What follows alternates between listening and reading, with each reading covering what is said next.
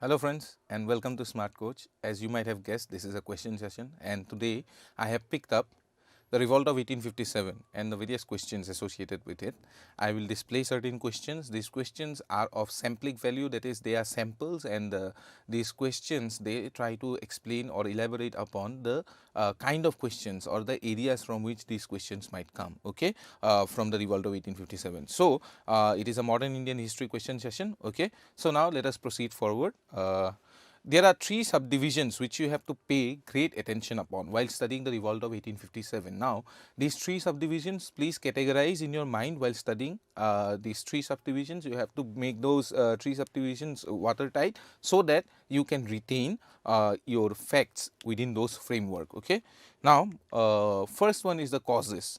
Second is the course, and the third is the consequences. Okay, these are the three frameworks or three subdivisions on which you will study. All right, and each will be its own category, and questions from each category will be different, and questions should be categorized according to these subdivisions. Okay, it becomes remarkably more easier for you to study. All right, causes, course, and consequences together they represent the three C's of most of the historical events. Okay, most historical events will have a cause, course, and consequence, and this is how you categorize questions from those areas. Okay, however, I have added another element, all right, and that is the counterinsurgency. When you are studying the revolt of 1857, remember that apart from the leaders of the revolt, apart from the course of the rebellion, there is also the element of suppression of the rebellion, which the British forces carried out with under you see different generals. Okay, so there were different generals or there were different commanders appointed by the British for different regions of the Indian state where this rebellion took place. Okay, and therefore you have to concentrate upon the counterinsurgency element also. Now moving forward, we see the no option details. Okay, these options you will have to these details you will have to study, and there are no options, you will have to know the answers to these details.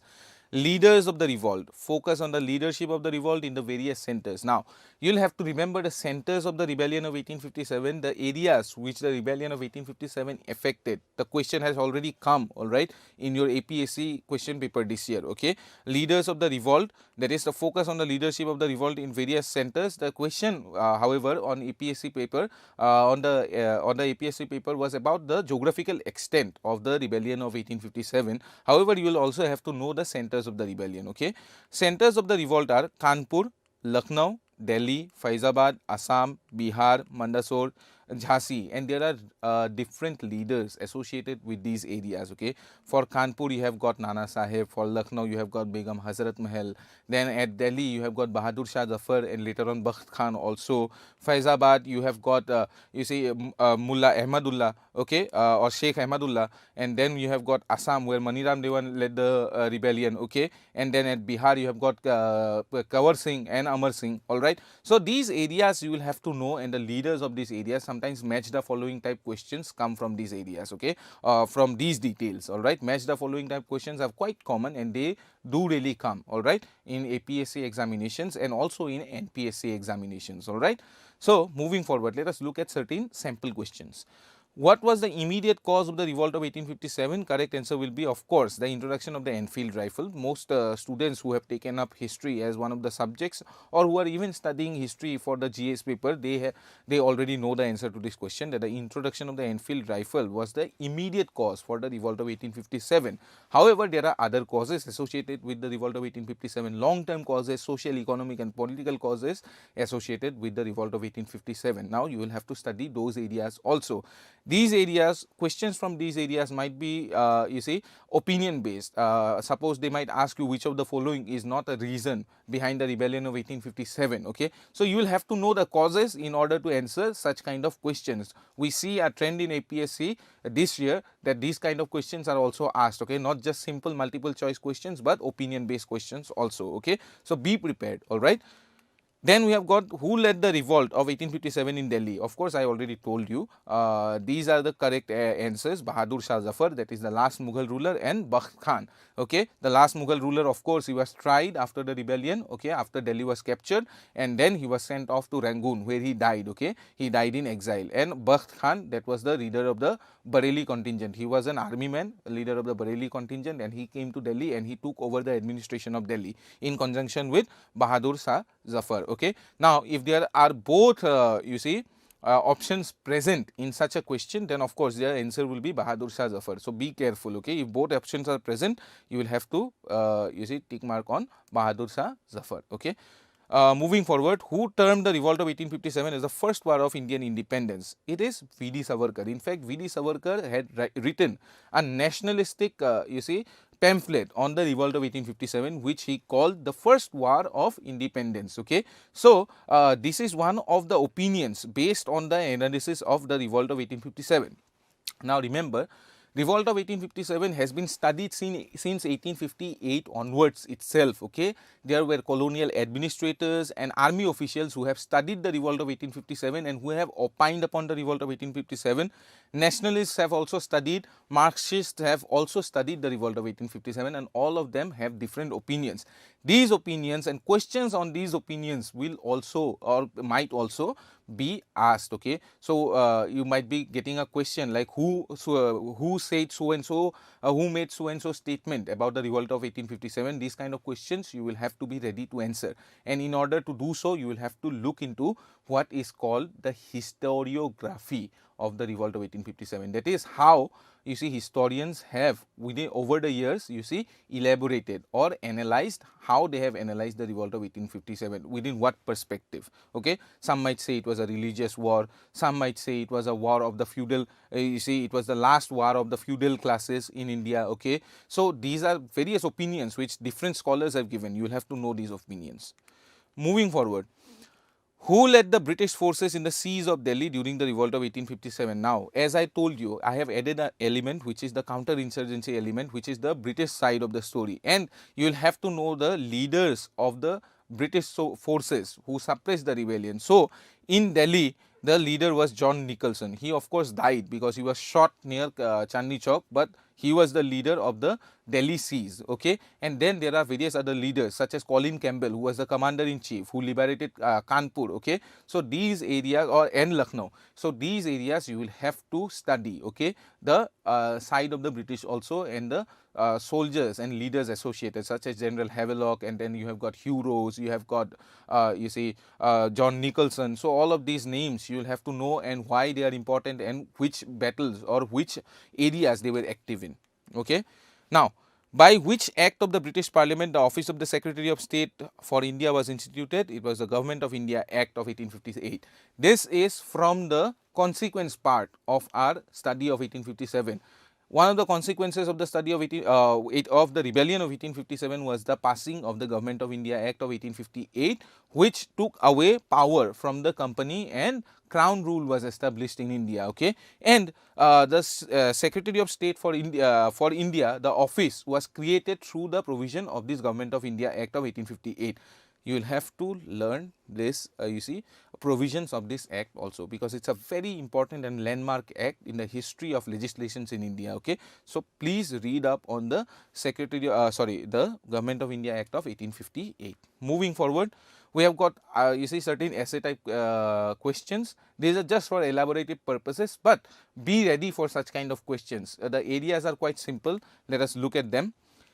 Elaborate upon the causes of the revolt of 1857. Of course, you will have to provide a elaborative essay on the causes of 1857, depending upon how much mark the question is for. So, suppose it is for 50 marks, then you will write an essay with a body, an introduction, a body, and a summary at the end. Okay. So, it must contain all of the social, political and economical causes, the long term causes, as also the immediate cause. Then of course, we have got write a brief essay on the nature of the revolt of 1857. As I already told you, you will have to study the historiography of 1857, that is the opinion of scholars. You will find it readily available in any kind of book. Okay. And I have also talked about the nature of the revolt of 1857 in our videos. Okay. When I am discussing the causes and when I am discussing the consequences, I make I allude upon the nature of the revolt of 1857 also. So, write a brief essay on the nature of the revolt of 1857, of course, is nothing but the historiography of 1857. Okay. And what in your opinion was the real you see nature of 1857. Then of course we have what were the consequences of the revolt of 1857. There were many consequences of the revolt of 1857, such as you see realignment of administration in India, the company rule coming to an end and crown rule beginning. Then we have got the passing of the Government of India Act of 1858. We have got the very beginning of the policy of divide and rule. We have got you see changes in army organization. Of course you can find it in my elaborate video upon the consequences of the revolt of 1857. Okay, so you will have to detail out all of these you see aspects of the revolt of 1857. Now what I have to tell you, or what I want to tell you, is that while writing your essay type answers, always focus that all of the points in your essay type answer are not watertight points. Rather than that, it should flow from the you see proceeding point into the succeeding point. Okay, the preceding point must have some kind of relevance to the succeeding point. Okay, and it should have a flow, it should flow organically. So please try to do that while writing essay type answers. Okay, this is very of pivotal importance, and in the conclusion to all of it, you try to provide some kind of an opinion based upon the answer that you have written, or the description that you have given in your you see previous 2 or 3 paragraphs. Try to give an opinion on those descriptions. Okay, this will help you in fetching more marks in your examinations while you are writing essay type you see answers. Now moving forward, of course you know that I leave you always when I am doing your question session, I leave you with a quote. Okay, and today's quote, let us look at it. The function of prayer is not to change the will of God, but rather to change the nature of the one who prays. Sometimes we might be in trouble, sometimes we might you see not get what we deserve, and sometimes we might be feeling really very dejected. At that point of time, it is our tendency as humans to bend our you see go down on our knees and ask God for help, and you see ask God sometimes for favors. Of course God will help you only if you help yourself. All right, the function of prayer is that you see ask for strength, and you derive strength from your prayer to face the obstacles that you see that is in front of you, and not ask God to you see remove those obstacles. You have to face the obstacles. God is not going to remove those obstacles, but of course God can help you or provide you with the requisite strength to face those things. Okay, just like the Christian song says, Lord, don't move the mountain, but give me strength to climb it. Okay, please remember that. And this very beautiful quote was given to us humans by, of course, another human, Soren Kierkegaard, a great European philosopher. All right, a great European philosopher of you see preceding times, and you see he of course has given us a great quote, and his quote has deep meanings for us who are preparing for our APSC, NPSC examinations or competitions. Okay, because we are all you see we are all liable to feel down at times, but keep heart,